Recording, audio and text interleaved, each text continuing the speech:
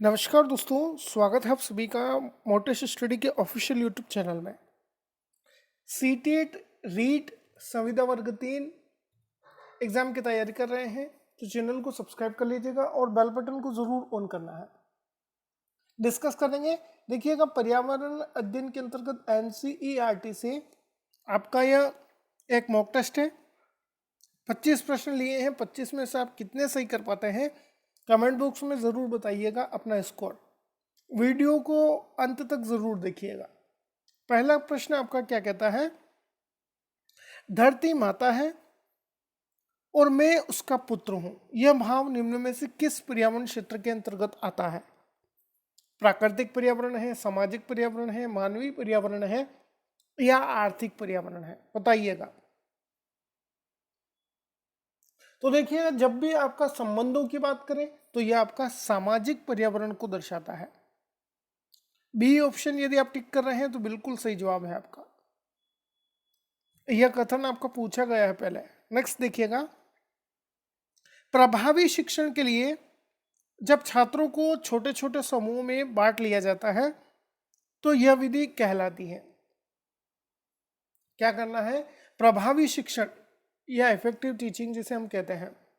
छात्रों को छोटे छोटे समूह में बांट रहे हैं, जैसे कि 4-5 बच्चे एक ग्रुप में है, 4-5 बच्चे फिर अलग ग्रुप में है, तो इस तरह से अनुवर्ग शिक्षण कहलाता है, संवाद शिक्षण है, प्रोजेक्ट शिक्षण है या सूक्ष्म शिक्षण है? बताइएगा क्या कहलाता है।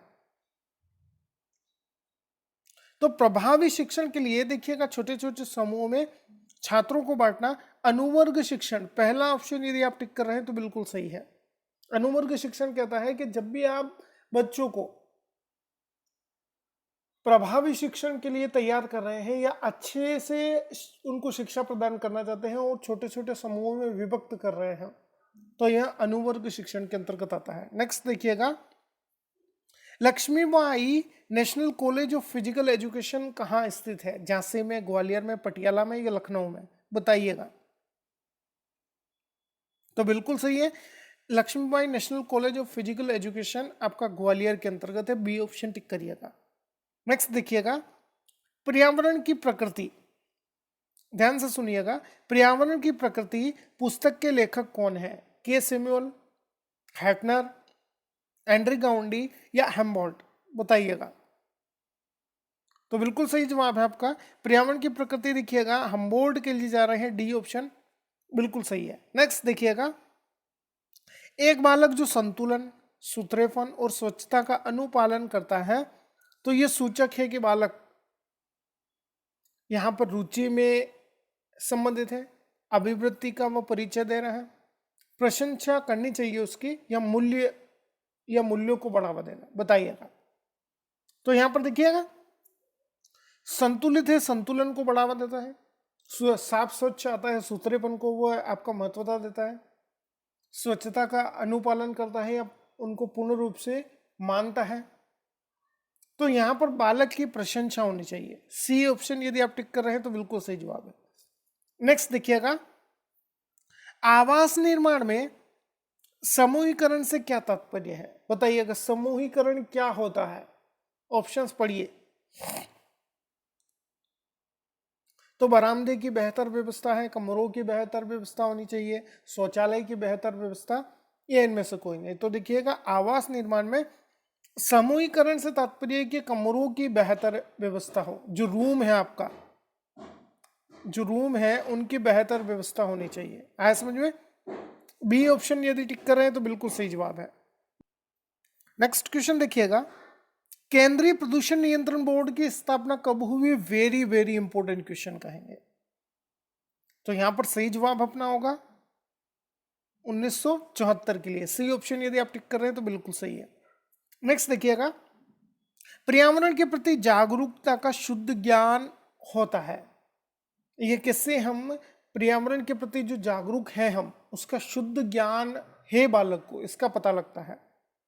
तो सैद्धांतिक विकास अपनाएंगे, शैक्षिक पर्यटन के माध्यम से, पर्यवेक्षण अध्ययन से, या संचार माध्यमों से? तो बिल्कुल सही जवाब दे रहे हैं आप।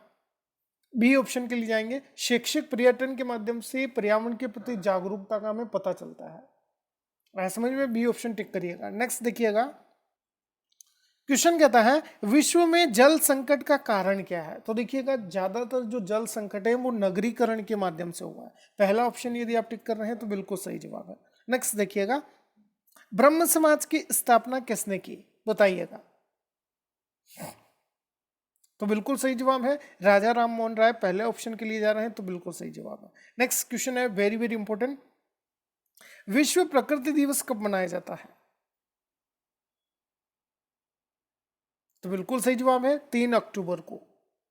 बी ऑप्शन यदि टिक कर रहे हैं तो बिल्कुल सही है। नेक्स्ट देखिएगा, पर्यावरण संरक्षण हेतु अप्पिको आंदोलन किस राज्य में चलाया गया था। महाराष्ट्र, उत्तर प्रदेश, मध्य प्रदेश या कर्नाटक, बताइएगा। तो बिल्कुल सही है, पर्यावरण संरक्षण से संबंधित अप्पिको जो आंदोलन है वो कर्नाटक से संबंधित है। डी ऑप्शन टिक करिएगा। नेक्स्ट देखिएगा, प्रकाश संश्लेषण की क्रिया में हरे पौधे द्वारा अंदर खींचने वाली गैस है ऑक्सीजन, कार्बन डाइऑक्साइड, नाइट्रोजन या हीलियम, बताइएगा। जब प्रकाश संश्लेषण की क्रिया होती है तो हरे पौधे कौन सी गैस अपने अंदर खींचते हैं, बताइएगा। तो देखिए जिनका पहला ऑप्शन यदि टिक कर रहे हैं तो बिल्कुल गलत है। अंदर खींचना, पौधे अपने में जो गैस आपका लेंगे वो कार्बन डाइऑक्साइड होगा, जबकि कौन सी गैस छोड़ते हैं या बाहर निकालता है तो यह ऑक्सीजन होगा। यहां पर अंदर खींचना पूछा था। बी ऑप्शन यदि सही किया है आपने टिक तो बिल्कुल सही जवाब होगा। नेक्स्ट देखिएगा, निम्न में से कौन सा पर्यावरण अध्ययन का घटक नहीं माना जाता है। नहीं माना जाता है पर्यावरण अध्ययन के अंतर्गत घटकों के रूप में आपका देखिए मानव, वायुमंडल, जलमंडल आते हैं, जबकि सौर मंडल आपका पर्यावरण अध्ययन का घटक नहीं होगा। डी ऑप्शन टिक करिएगा। नेक्स्ट देखिएगा, पर्यावरण शिक्षण के लिए उपयोगी प्रायोजना विधि का जन्मदाता है। यह प्रायोजना विधि किसके द्वारा आपका दी गई है, बताइएगा। आर्मस्ट्रॉन्ग, वाटसन, जेबी वाटसन या किलपैट्रिक। तो बिल्कुल सही है, परियोजना विधि के जन्मदाता किलपैट्रिक होंगे। डी ऑप्शन टिक करिएगा। नेक्स्ट देखिएगा, प्राकृतिक पर्यावरण के निम्न में से किस भाग में केवल सजीवों का अध्ययन किया जाता है। देखिएगा, केवल सजीवों का अध्ययन स्थल मंडल में होगा, जलमंडल में, वायुमंडल में या जीवमंडल में, बताइएगा। तो बिल्कुल सही जवाब है आपका सजीवों का अध्ययन आपका जीवमंडल में होगा। डी ऑप्शन टिक करिएगा। नेक्स्ट देखिएगा, परमाणु सिद्धांत के जनक कौन है। तो बिल्कुल सही जवाब है आपका जॉन डाल्टन हो गया, पहला ऑप्शन टिक करिएगा। नेक्स्ट देखिएगा, बिहार राज्य में लोगों द्वारा मधुमक्खी पालन शुरू करने की सबसे अच्छी अवधि कौन सी है, बताइएगा।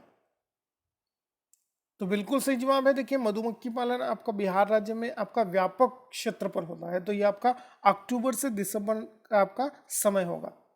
अक्टूबर माह से दिसंबर माह तक मधुमक्खी पालन आपका हो सकता है बिहार राज्य में, आया समझ में, यह होता है। नेक्स्ट देखिएगा, दक्षिणी गोलार्ध का सबसे लंबा दिन किस दिन होता है, बताइएगा। तो बिल्कुल सही जवाब है आपका 22 दिसंबर के लिए जाएंगे। बी ऑप्शन टिक करिएगा। नेक्स्ट देखिएगा, बीटी कपास क्या है, वेरी वेरी इंपॉर्टेंट और बहुत ही ज्यादा कंफ्यूजन में रहता है ये क्वेश्चन। तो बीटी कपास देखिएगा एक ट्रांसजेनिक पौधा होगा, न कि एक संकर पौधा, आया समझ में, ध्यान रखिएगा। एनसीईआरटी से आपका यह लिया गया क्वेश्चन है, संकर पौधा आपका जवाब नहीं होगा, जो जबकि बहुत सी किताबों में आपको संकर पौधा इसका आंसर मिलेगा, यह गलत है आपका, यह एक ट्रांसजेनिक पौधा है, ध्यान रखिएगा बीटी कपास। नेक्स्ट देखिएगा, कौन सी बीमारी दूषित जल पीने से फैलती है, बताइएगा। तो बिल्कुल सही जवाब है आपका टाइफाइड होगा, सी ऑप्शन टिक करिएगा। नेक्स्ट देखिएगा, शिक्षण उद्देश्यों के भावात्मक पक्ष किससे संबंधित है। तो देखिएगा, भावात्मक पक्ष जो भावों को बढ़ावा देते हैं या भावों से संबंध रखते हैं, तो यह आपका चरित्रीकरण से संबंधित होगा। चरित्र जैसे आप जो कैरेक्टर्स होते हैं ना, उनकी बात की गई है, तो चरित्रीकरण भावात्मक पक्षों के उद्देश्यों के अंतर्गत आता है, ध्यान रखिएगा। नेक्स्ट देखिएगा, विज्ञान शिक्षण के अंतर्गत प्रयोगशाला के माध्यम से बालकों में विकसित होता है कल्पना शक्ति, तर्क व निर्णय लेने की शक्ति, निरीक्षण शक्ति या उपरोक्त सभी। तो देखिएगा प्रयोगशाला के माध्यम से तर्क व निर्णय लेने की शक्ति विकसित होती है। बी ऑप्शन यदि आप टिक कर रहे हैं तो बिल्कुल सही जवाब है। नेक्स्ट देखिएगा, जब किसी प्रश्न का उत्तर प्रत्येक बालक द्वारा सही दे दिया जाता है तो वह प्रश्न आपका विश्वसनीय नहीं है, वस्तुनिष्ठ नहीं है, वैध नहीं है या विभेदकारी नहीं है। तो देखिएगा विभेदकारिता यहां पर सही जवाब होगा। विभेदकारिता क्या है? सामान्य बच्चे, प्रतिभाशाली बच्चे, औसत बच्चे, मन बुद्धि बच्चे, यहां पर सभी बच्चों के अंतर्गत यह आपका अंतर करता है। जबकि यहां क्या कहा है कि अब सभी बच्चों के द्वारा प्रत्येक जो बालक है उनके द्वारा जो उत्तर है वो सही दे दिया गया है। तो देखिए यहां अंतर तो हुआ नहीं, तो प्रश्न कैसा हुआ आपका? विभेदकारी नहीं है प्रश्न। अगर अंतर हो सकता तो यहां पर विभेदकारी होता प्रश्न। डी ऑप्शन टिक करिएगा। नेक्स्ट देखिएगा, प्रयोगशाला विधि का दोष नहीं है। तो देखिएगा प्रयोगशाला विधि का दोष नहीं है तो यह अव्यावहारिक विधि है, यह बात आपका गलत है। ऐसा समझ में? दोष नहीं होगा तो यह अव्यावहारिक पद्धति है, यहां पर सी ऑप्शन टिक करिएगा। ऐसा समझ में? ये थे आपके टॉप 25 क्वेश्चंस, एनसीईआरटी बेस्ड सभी क्वेश्चन थे। अच्छा लगे तो लाइक करिएगा, शेयर करिएगा और देखिएगा CTET, रीट, संविदा वर्ग 3 या एमपीटेट और सुपरटेट एग्जाम की तैयारी कर रहे हैं तो चैनल को सब्सक्राइब करिएगा। धन्यवाद। जय हिंद, जय भारत।